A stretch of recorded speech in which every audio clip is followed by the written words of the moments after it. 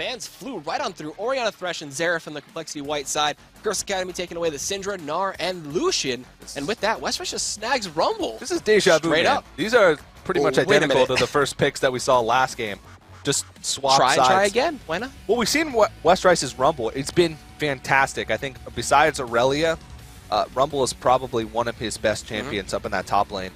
Just last game, even if he had an okay equalizer, his team just had no follow-up. They just couldn't do anything to be able to supplement the engage or the disengage in those fights. So try and build a better comp around it this time. They're going to go with the Lee Sin again. So right now it looks like they're not planning on changing much up. Maybe they'll have better luck on blue side, or maybe they'll go with a different AD carry. Or okay, different support. Okay, Take the Janna, a much more prioritized support instead of the Nami, and low pally can play it to a great effect as well. Corki Jarvan, again, this is the repeat picks for them.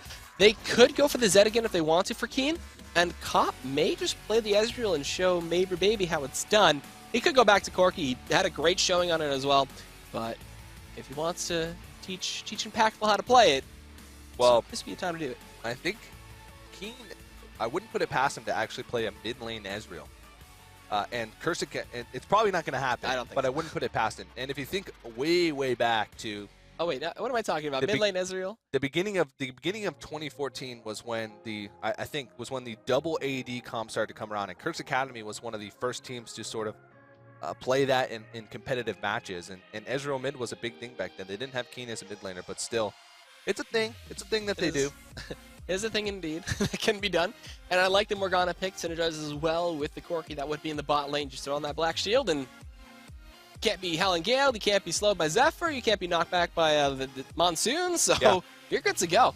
Just Valkyrie straight on into these fights. And then Kassadin, again, most likely going to go over to Hansu there in that top lane. He wants revenge for that first blood, try to dive in with the Rift Walk and bet the equalizing face of West Rice. So a good response to Morgana is Graves. You know, you buckshot and collateral damage go straight on through the black shield, the physical damage.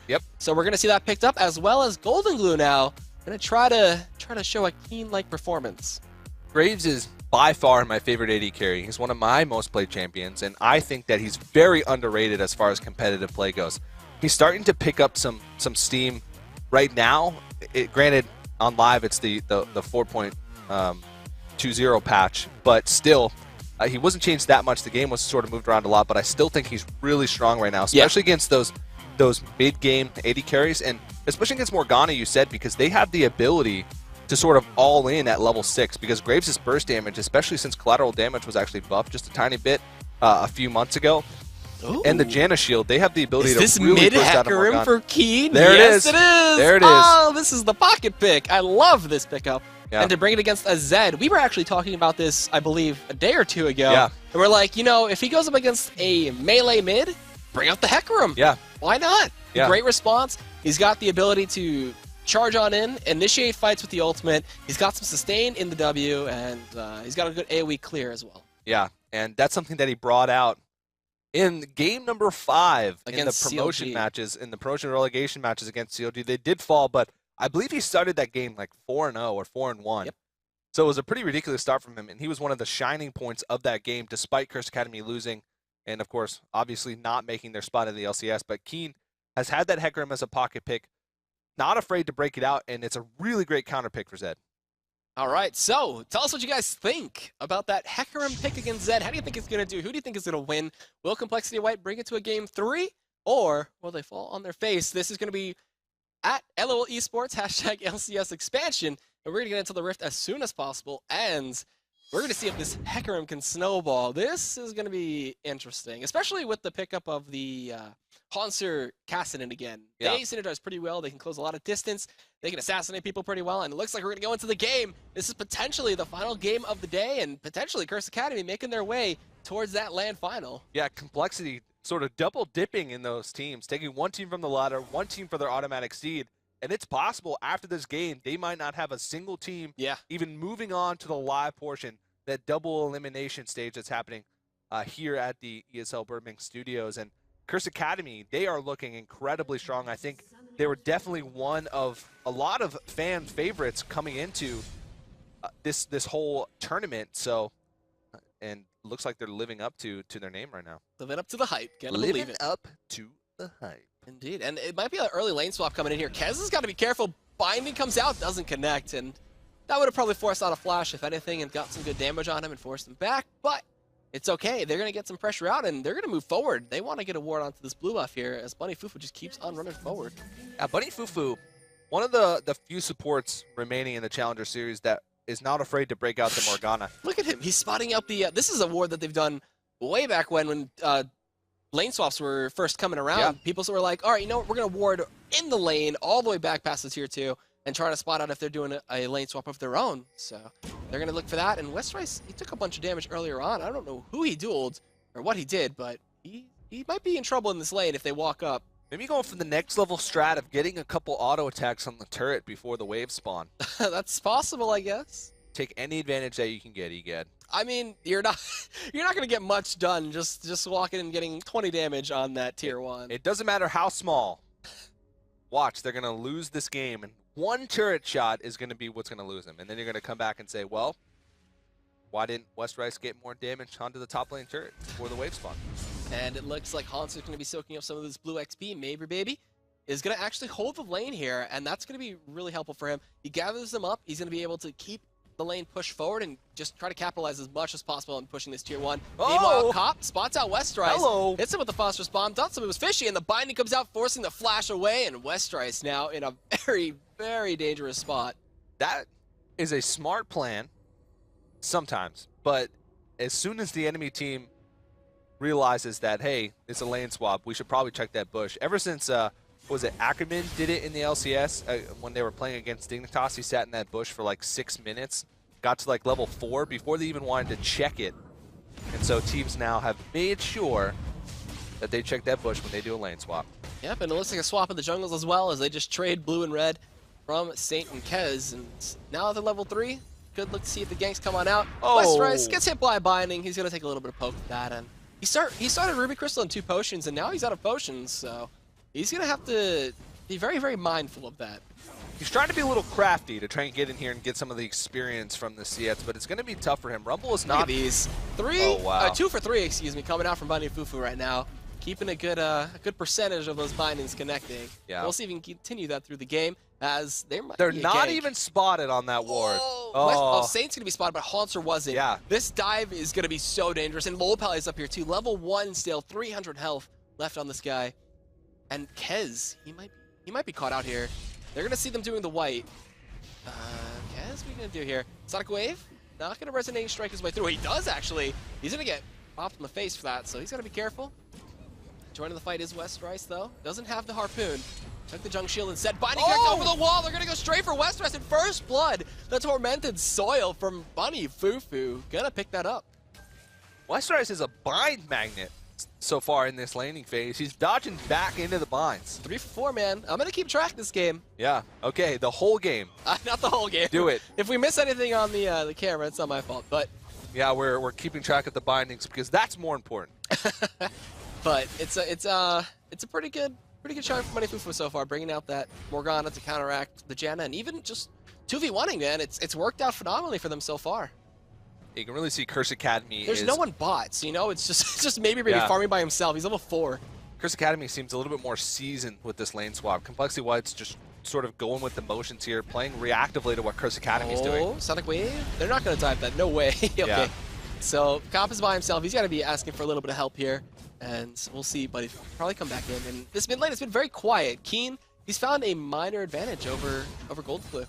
Yeah, and that's sort of the thing. It's just so hard for Zed to be able to stay in early on because Keen can just sit in his face. Cloth Armor is the build that he usually goes for. It's really just a specific counter pick that he likes to play against melee assassins, specifically Zed. And he builds the Cloth Armor. He just gets in your face in the laning phase and CSs while at the same time gets in some harass when he can. And since he pushes the lane so fast, it's just, you can't really do anything. You're just forced to try and wait by your turret, CS, and try and pick up as much as you can. But at the same time, Keen's just 40 CS right now, most in the game, doing a fantastic job right now. And maybe he's been left alone. He's level 5, and man, he is enjoying this alone time. It's like a little sweet little vacation for him. Yeah. Just gets all his farm he can want. He can't even be touched by Haunter right now, and it's gonna be something to worry about. 80 carries love lane swaps. Top laners Hate lane swaps. Junglers, they kind of like lane swaps as well because they can facilitate those dives. Yep. But we haven't really seen any of them just yet. And now Bunny Fufu, he's getting those deeper wards. He's got the earlier sight stone too. So he drops a pink ward. This is so much vision that Curse Academy has over on this red side jungle here. Kez, they have nothing. He doesn't even know. He puts a ward down the tri-bush, but he's afraid to do anything. Goes ahead and uses the sweeper, but there's still so many wards coming down here from Bunny Fufu and from Saint Vicious. They have full control over this red side. Yep, so Kez really, he's going to get spotted out every time, and I'm surprised we haven't seen any of the early dragons being contested just yet. I mean, they have full control of that bottom side of the map, so why not try to go for it with Saint? But I guess they're going to stick to that nice and safe play. Yeah. Still a little bit risky. It's early on, and when you go for the lane swap like this, you're setting your jungler usually and your top laner a little bit further behind than they'd normally be. So if you, it can be a little bit risky sometimes to go for that early dragon, especially if you don't have tabs on at least a couple members of the enemy team, which they didn't right there. And their window has kind of closed for that. But I can imagine once they regain vision and they can set it up a little bit better, Curse Academy will probably have good control over it. And there's a ward dropped in there. Keen, he picks up the early home guard and ninja tabby. Yeah. So trying to get as much movement speed as possible earlier on to capitalize on the passive there and get some more damage. This is standard play. This is almost identical to the match that the only competitive match that we've seen Keen play Hecarim on. Pretty much rushes the home guard, Crystalline Flask, and basically he just pushes the wave and then runs back in. And runs back to the lane, starts to grab up that CS. So pretty creative build, an interesting build coming out from Keen, and it's really a great reaction to a Zed pick that sometimes you have to leave on the table. And I'm surprised that Tormented Soil didn't stop the back, but it was the last half second. There he goes! Look at that. He can get back to lane so fast. Talk about efficiency. Yeah. That is actually really cool. Watch him. He will literally clear wave and then go back. Look at that damage. They forced the flash as well, bring him down to 200 health. The Sheen rush from Cobb, both games, he's actually just put out a lot of damage. Mabry Baby is staying in there, though. He's actually got a little bit of a CS lead because of the action that was happening up top that distracted Cobb for a little bit. Did pick up the assist, so pretty much even across the board. But right now, it's such a slow game. I mean, you see basically the goal difference is the CS in the mid lane and then the one kill that they've picked up for themselves. And that's exactly how Curse Academy is going to want to play this because, again, big power spike in the mid game. They have such great initiation and great follow-up. And we saw Cobb last game on Corki just go off. And I can imagine it's going to be sort of a similar story this game. I wouldn't be surprised, but he's got to worry about maybe. You know, he's got the BF sword already. He's going to be looking for that early Infinity's Edge. As unfortunately, you know, Bloodthirster doesn't stack up anymore. You get the shield from it. I like the old Bloodthirster, but this new Bloodthirster has found its way into my heart. Yeah. It's a better last item than the first item. Yeah. Doesn't give you as much of an early game advantage as you would see normally in Misfortunes and the Grace pickup. Yep. Going to give Keen over the blue buff, so he's going to be able to spam those Qs a little bit more. Going to be even tougher for Zed to deal with. Look at that. Wow. Oh, man. So just pretty much a showing of last time as well. And Westeros is the early level 6 too, so just going to keep bullying out Haunter and keep him back with that Flame Splitter. Yeah. Keen is just putting on a CS clinic right now. He's close to perfect here. I don't think he's exactly perfect, but 88 CS. He's going to be able to get that last wave and be very close to 100 CS at 10 minutes, which is sort of that benchmark, that ideal benchmark that you want. And he's been able to deny a little bit of CS from Golden Glue as well, just because of the nature of that matchup and him being able to bully out in the early levels. Oh! Black Shield on top of him. They're going to go straight to low pellet. They know he has no flash. This should be a guaranteed kill for him, but Cobb gets exhausted. Saint's going to chase this one down. They try to give it to Cobb. Binding connects on the end as well. Maybe going to get targeted down. Phosphorus Bomb doesn't connect. They're not going to go for the dive, and Saint with a flash stays alive. Yeah, and that's just sort of Complexity White getting a little bit complacent there and not sort of keeping track of Saint Vicious and maybe realizing that he's probably down on that bot side. They're reacting well with this mid lane push, but Keen is positioning aggressively here. Will he go in? I wouldn't recommend using that ultimate. That's probably a bad idea. Yeah, he'd be meant by a Death Bark Equalizer and probably just get kicked in the face. He could have ultimated and clear the wave and then just push everybody off. He would have been dope. He would have died. Super easy. And then just run back and home guard back into the fight. Just keep resetting over and over again. Yeah, because he just spawns instantaneously. Yeah. After being killed from them taking the tier 1, but he's still farming up 100 CS at 10 minutes. Gonna see if he can keep that perfect amount coming in. 10 CS a minute, looking pretty good. That's a great reaction by CompLexity White there, seeing, hey, we're losing out on a kill down the bottom side. They're probably too low to get the dragon, so we're just going to get an objective. 1,000 movement speed. 1,000 movement speed with Home Guard gets you straight to the tier 2, and you lose pretty much no time. No time farming at all. I hope no matter what is happening on the map, every time Hecarim backs and Home Guard's out of the base, that's all shady move. We get to pan over to it. Just see how fast he can go. It looks like he's picking up the Phage too, so go for that Trinity Force. Trinity Force route. Get even faster. We're going to see if we can break the limit and go back to the future. The Summoner's Rift sound barrier here. So they clear out some wards, they're getting some more control, and this dragon, it's got to go down eventually. I mean, they're trying to position around it. The pink wards have come out, they clear out the pit, and Bunny Fufu, with the help of Saint, have guaranteed full control so far for Curse Academy. Yeah, the game is still really close, though. CompLexity White was able to pick up that mid lane turret, so the global gold is pretty even. Curse Academy is only 1k gold ahead, and they know that if a Rumble gets good equalizer off, if Golden Glue can get going in this game on that Zed, they could be in some trouble. So since they know that they have the lead, since they know that they have a little bit more control over the game, they don't want to make a super risky play around the Dragon, because giving up the control they have right now is not what you want to do. So they're going to go for the Dragon if they know they can 100% get it. Wait a minute, he's going to use the ultimate. The binding comes into fear as well. Black Shield's going to keep Keen from getting slow. They get the Cataclysm on top of it, and Keen, Golden Glue did not know where to go. He got bopped. Another Buddy Fufu running around. I think that's about 13 for 15. Yeah. Trying to keep a mental tally. Something like that. Oh, he hit it. Wow, that was just the tip. Lil Pally's not going to get focused on just yet. They get the Black Shield, the Keen. They get the Equalizer out from Westrice, trying to zone him through. Bunny Fufu goes in with those chains onto Maybe Baby, trying to keep him out of this fight, but Westrice is just so strong, belting them down with that Equalizer as Halter in the back does pick off one. Maybe Baby is kiting. He's got so much damage coming in from that pick gets in BS sword. He picks up one more. Double kill comes in from Halter. He's going to get a triple on it. Maybe Baby, but triple for Halter comes through. They're trading it back and forth, and Kez gets the cleanup kill on Halter. That's going to be an ace for the side of CompLexity White, just barely coming out ahead. Yeah, and he's going to be able to get vision control over this Dragon area, so that's going to be a great move for CompLexity White to pull themselves back into this game. They're still down a little bit of gold, but that was an insane team fight, and it's just sort of the longevity of the team fight really played in CompLexity White's favor, because as that team fight goes on, Maybe Baby was just able to put a little bit more damage than Cop. They were a little bit limited there on resources. They had a little bit low mana. Keen, Cop, and Hanser all as well. And you can really feel the effects of that Riftwalk nerf, because you can see Hanser really wanted to use that Riftwalk a little bit more, but he was just mana gated so hard and just wasn't able to stick on the targets that he needed to. They ended up trading but Keen looking for engagement. Looking to go into the low pally, bursts him down with that Sheen, but it's not enough to get the kill, and he gets met by the Ignite, and he has to get back. And they got to be careful. This is the jockeying for positioning that we've seen so far for this Dragon, as this is a really important Dragon for both teams. Yeah, it's only the first one, too, which is kind of crazy. These teams are just going to brawl back and forth. So the ultimates are coming back online, too, so...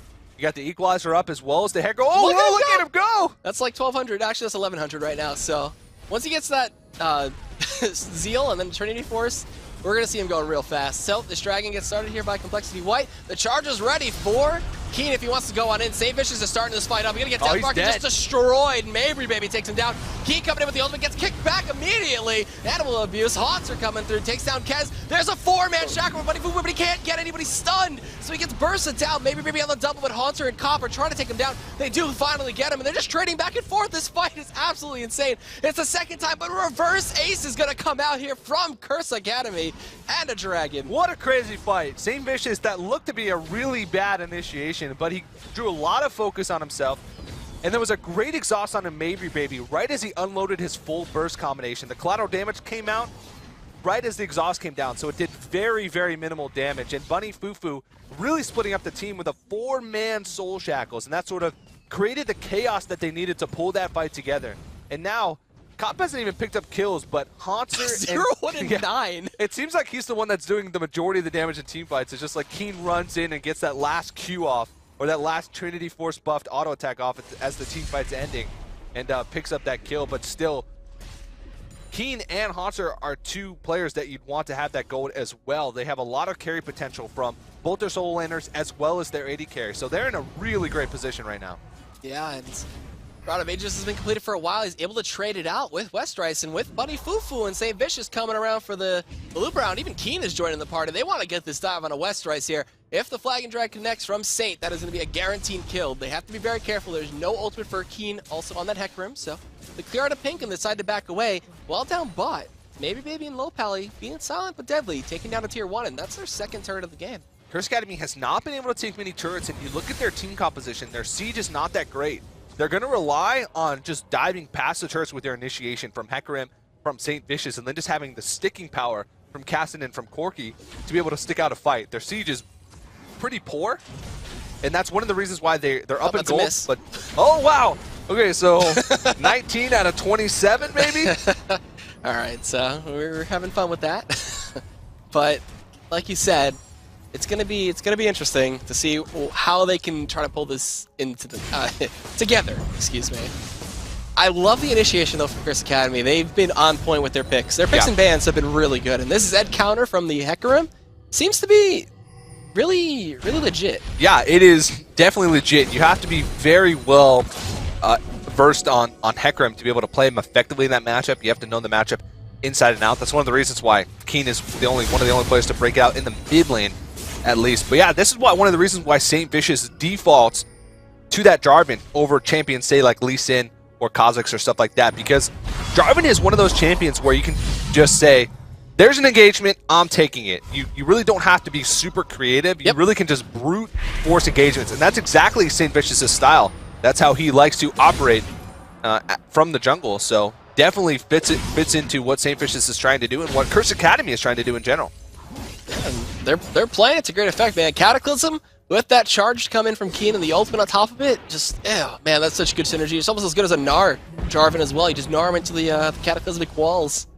There's a reason why Cop he's only died once this game. I think he only died one or zero times last game. They're just drawing so much attention. Hauntzer's drawing so much attention on the cast, and St. Vicious and Keen drawing so much attention. He hasn't picked up any kills this game, but he's been doing so much work in these team fights to get these guys low enough for his teammates to be able to come in and steal those kills. Oh, binding misses, and we see Keen picking up a Glacial Shroud right now. Does he go for a Frozen Heart for the extra CDR? Yeah, or it's got to be Frozen Heart, yeah. Okay, so no Iceborne, no Frosty Mittens for him, unfortunately. Charge comes in, Binding connects, and that's going to be a sign for them to charge. Kez right on back in. He does get the war jump to stay alive. They chase him down with the charge, though. He's forced to flash back out, and man, Keen is putting on so much pressure. Look at that. He ultimated into 4 people by himself, and CompLexity White just said, nope, we don't want anything to do with that. They backed off. I think Keen realized after that maybe I went a little too far, but still, at this point, Curse Academy once again has control over the map, control over the game, and it's going to be on them to really make mistakes, and CompLexity White's in a position where they have to wait for that to happen and then capitalize on it, because once again, they're in a position where they just don't have the hard engage to be able to make an aggressive play. I like this comp a little bit more though from CompLexity White, but they're not playing it to a really good effect. Yeah, it's a little unfortunate. It's the hard truth, but now they're just getting kind of pushed out. They're gonna lose all 3 tier 1s, and that's in a big sequence. You know, they got the push in mid and then top. Cop though, he's gotta be careful. Maybe gonna stop his back for a bit. Gotta be careful himself though if he gets poked out. Well, we talked about it a little bit last week. What CompLexity White likes to do is they like to get Golden Glue going in the match and then have him split push. Keen.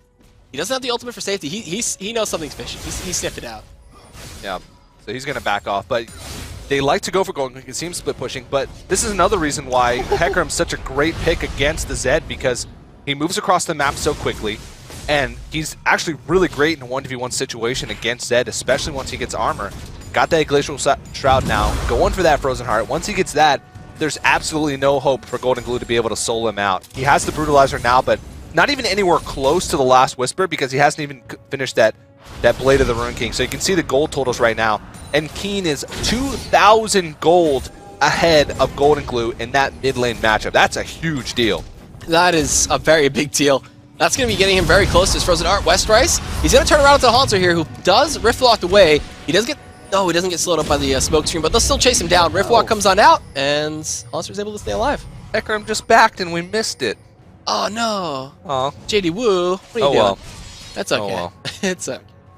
Yeah, so, I mean, this game's still starting to stagnate just a little bit. Curse Academy is It seems like both teams are playing reactively to each other. Curse Academy is being proactive in how they get vision, but they haven't pulled the trigger in a long time. They did around that dragon fight, but since then they've just sort of been controlling the vision and slowly starting to choke Complexity White out. And that actually is really effective against this team comp that Complexity White has. I mentioned that split push is sort of a necessary thing for Complexity White to be able to have a chance in this game.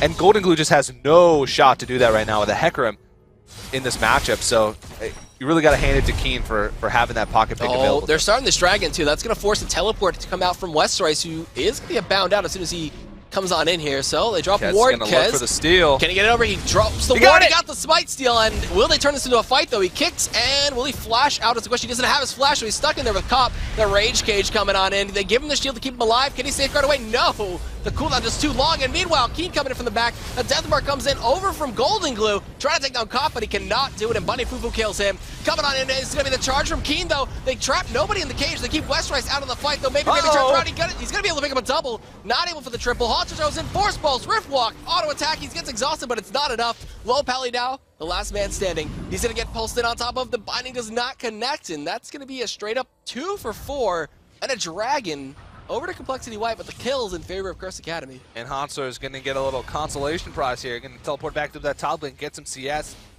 But Curse Academy, they're really not blowing out these fights. That looked really great from them at the beginning. But Maybe Baby was able to pick up a couple kills in the back, and he's sort of sneaking into this game yet. He's 7-3-3. He's got 7 kills under his belt. He's got the most kills out of any single player in this game. So you really can't count him out yet, because Graves is one of those champions that can really just sneak up on you. And once he gets that last whisper, once he gets like 4 items, he can really hurt, even in the late game. A lot of people will say, oh, Graves doesn't really scale that well into the late game, but he does. And since he's getting those tanky stats and the shield from Janna, he should be able to have quite a bit of longevity in these team fights. And that's something that Curse Academy really has to be wary of as this game moves forward. But right now, I think they're pretty comfortable with their position in this match. And with the Frozen Heart done on Keen too, I think Maybe Baby's going to have to watch out. If he gets charged in on, then he's going to be suffering quite a bit from that attack speed loss. Yep. Keen just still farming it up. 200 CS now. He's a little bit behind that sort of benchmark that you'd like to be at, but his farm has definitely been fantastic this game, especially in the laning phase. Really a high-impact player he's been so far for Curse Academy. Whoa, nice juke away from Westerice, but there's the Frost Queen Clam on top of it. He drops a good equalizer there onto 3, but he gets blown up. Cop finishes him off. What a great equalizer, but so poorly timed just because there was nobody there to be able to save him. So it was in vain, and that's one of the best equalizers I've seen from Westerice so far in the series. Okay. Yeah, I don't. Keen's toying with him a bit. He's showing that he's not too afraid to jump in. He's bold, but he ain't that bold. Don't want to have to take him out of the race just yet. Yep. Oh, he's gonna back soon. I'm really excited for that. It's the highlight of the game, seeing Hecarim charging with Home Guard, but yeah, there's a much bigger picture to look at in this game. Yeah. So it's a rough 6,000 gold lead for the side of Curse Academy, and they keep pressure mounting. They haven't found any tier 2s yet, which is rather surprising. They haven't been committed to just one full push just yet. This is still a relatively close game, and this can still go either way. It's looking really rough for Complexity White. They're sort of trapped into the same spot that they were last game, where they went with a team comp that's pretty solid, and that's good on paper, not factoring into what the enemy team can react to do. And that right now they're just stuck in a hole where they're trying to get Golden Glue back in the game, but he's not able to go past the halfway point of these lanes just for the fear that Keen's going to come down and be able to push him out. They found Haunter. They're going to slow him up with those harpoons, but he's doing so much damage to Kez. A binding to assist from the side. He'll just rift walk away and just get right on out of there. And Lopali, he picked up a Medjai's. I'm not too sure about his position to pick that up. It doesn't seem like he's going to get too much use out of it. Yeah, last game it was a pretty good pickup, but when you're 0-3-5 and your team is down and you're having trouble finding engagements, maybe Jazz is not the best item to go for. Still, though, you can really ramp it up and it can get gold efficient very, very quickly. So he's playing the risky game, man. That's what you got to do sometimes in these best of threes where you're down. You got to make that risky play that'll sometimes pay off. Baron, risky, Saint. Smite? Not going to go for it, but they just keep the control going, and they're going to look for a wraparound here. Can they fight Maybe Baby? The binding? No, he's just going to quick draw away, and Again, another engagement. Stop! What? No, counter comes in from Oh, West. wow. The equalizer was huge there. A bunch of damage comes in from Kez. The Deathmark on top of it, and the Monster's going to disengage everybody for a little bit. Keen does not have the ultimate. He did use it to start this one off. Maybe does take down Saint. He's kiting as hard as possible. Comp finally going to go in. Phosphorus bomb for the double kill. Now looking for Westrice, and that's going to be a quick charge in with that Sheen proc. Keen picks up the kill. Golden Glue's looking for something. There's no ward in that brush to spot him out. The Shurikens are going to stop for a bit. He won't commit to going all in. And that's going to be a quick 3 for 1, and that was CompLexity White starting that fight. Yeah, CompLexity White just seems to have poor focus in these team fights, and maybe even poor communication, because Mabry Baby is sort of the catalyst of their team right now. He's got 8 kills. He's at that 3-item breakpoint that AD carries love, but they're just leaving him alone in these fights to fend for himself. They're going too far in the back line for these kills. They're focusing Keen. They're going all over the place to try and get Keen down when if they just sit back and make sure that they revolve around Mabry Baby, he can really do some work in these fights. But it seems you look at the end of these team fights, and CompLexity White members are just dying in all different positions. You saw Westrice die over close to the mid lane, and then you saw Kez die over close to the blue buff. So they look a little bit discombobulated. Oh, Keen, this is a poor Janna. The Magi so he failed the flash to the wall. He's gonna go down. Keen picks up the kill, but there's some backup coming in. Golden Glue drops the Deathmark, but a retreat comes out from Hecarim. There's the Zion's Hourglass, keeping Halter alive for a little bit. Riftwalk to get the safety with the flash on top of it. He's able to get away. The Equalizer is gonna take him down with the help of the Rileys, but a 2-man hit coming in from the Frost Queen's claim. Is the follow-up gonna be enough though from Saint? He has the Cataclysm available, but not gonna go for the Flag and Drag, and maybe, just maybe, they'll finally go for a tier 2 push. Yeah, that's not the best fight for either team, really, but Curse Academy is going to come out on top. When you trade 1 for 1 like that when you're ahead, it usually leads to good things, especially when you're taking out those high-impact champions. They used a lot to take Low Pally out, and it almost cost them, but they were still able to salvage what they could in that fight, only trade 1 for 1, and now they're picking up a 2nd-tier turret, a dragon as well, and I'm just having trouble. I'm struggling to find a way that CompLexity White's going to be able to come back in this. They've tried a couple things. They've tried counter engagements. They've tried finding engagements of their own and choke points with that equalizer, but they're just having so much trouble making things happen. And speaking of making things happen, wards have cleared out by Baron, and CompLexity White, they're trying to get some kind of control around this area, but their items just won't allow them to do it. It's going to be way too hard to contest any of those wards around Baron now, and they might try to go into Hansu here. Deathmark is available. He drops the sweeper. He's going to get initiated on a bunch of burst damage coming through. Kick, Deathmark, everything, and he is gone. That's a great pick, and that's one of the ways that you can come back, is make sure you control as much vision as you can and set up some picks. And they get a pick right there, and a turret. All right, so not too bad exchange. They're still down by about 8,000 gold, so we'll see the counter push come out here from Curse Academy as they want to threaten an inhibitor. Yeah, and they're going to win a base race pretty much no matter what. So CompLexity White has to get back here and try and defend this, but they were a little out of position, and they give up that inhibitor turret for free. Definitely not something that they want to do at this point. Oh my goodness. That must have been a crit, and the Bloodthirster on top of it, so huge. And now they ping out. They're going to get control back here over the Baron Pit, and maybe just try to threaten it. Yeah, this is Curse Academy's game to throw right now. And you can tell that they're still playing really cautiously around that Baron Pit. And I said it earlier, they were doing the same thing around Dragon. It's really smart play. They know that their team is just going to suffocate CompLexity White's team comp. Mainly because Golden Glue can't push, mainly because they have trouble finding ways to initiate. So what Curse Academy is really just trying to do is make sure they play it safe, get what they can, but not make too many risky plays because they have absolutely no need to. So the need is in dire need to make a play is in the side of CompLexity White. Koff is off to the side too. Look at that. He's showing no fear right now, just throwing out those missiles, keeping the pressure on.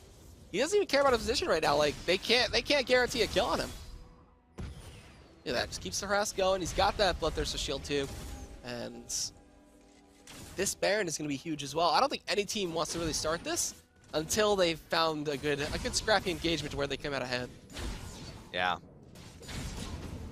CompLexity White, they're positioning aggressively. They're just trying to make sure Curse Academy knows that Hey, we're still here. We can still fight. So don't try and do anything. Don't try and do anything fishy here.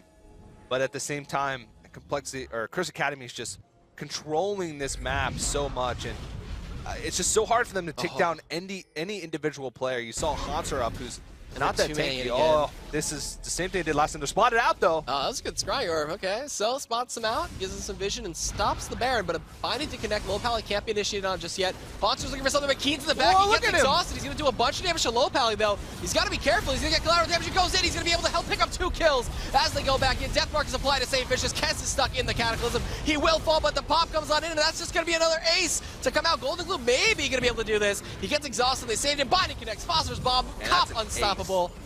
Oh, man. Wow. So an ace comes out, and with this open inhibitor, Curse Academy is going to be able to push into this one pretty hard. They actually have a minion wave here. They might be able to finish this. Cop is still up. He has that Trinity Force to be able to tear through these turrets. There's still 14 seconds left before Kez is even up. I think this is going to be game. They might be able to do this. This Trinity Force damage with that Sheen is going to be able to pick this off, and only Jen is alive. Kez is coming back up, but he has no kick. He can't guarantee any of the kills, and it looks like they're just going to be able to get this Nexus down after one great team fight. Curse Academy do it. They take down Complexity White in 2 games, and who would have guessed both Complexities are out? Falling 2-0 and in pretty convincing victories for their opponents, actually. That was an impressive showing by Curse Academy, and Complexity White, it seemed like they came in with a plan, but it seemed like Curse Academy was ready for whatever they were going to throw at him and countered it with the perfect pick. You really got to hand it to Keen for breaking out, having the confidence to bring out the Hecarim once again in competitive play to counter that Zed, and it worked so well against Golden Glue. Yeah. The Challenger scene, it used to be about here on the spectrum of competition, but now it's kind of like up here. It's like 2 LCS spots opened up. These teams are thirsty, like, they're going at it. Final 5, we can actually go to the brackets here. Yeah, so Group A, we had Final 5, take down Complexity Black in a 2-0. Yeah, big Nobody would have ever guessed that. Yeah, and over to Group B, we can see that the game we just saw, Curse Academy takes out Complexity White in a 2-0 as well, and smashes both Complexity teams' chances of making into the LCS, and then now we have 2 teams that are going on, and of course. Yep, Group C coming up tomorrow, starting at 1 p.m. PST as well. It's going to be Team Coast Gaming taking on Team Lowpro, another hype match, and then Group D. Yeah, Group D, Team Fusion. One of the fan favorites, I would say, taking on Enemy Esports, another big fan favorite. McNoon versus the Cat God up in the top lane. I think that's probably going to be one of the bigger matchups to watch. Indeed, and both those guys big figures for their team, as they're the outspoken members up top. So we'll see what they can do. That's going to be it for us today here at the studio in Burbank for the League of Legends Challenger Championship Series, for the expansion tournament. I'm Egad. Joining me here was Asmo Cutie, and we're going to sign off for now. Thanks for watching, and come back tomorrow at 1 p.m. PST, and we'll see you then.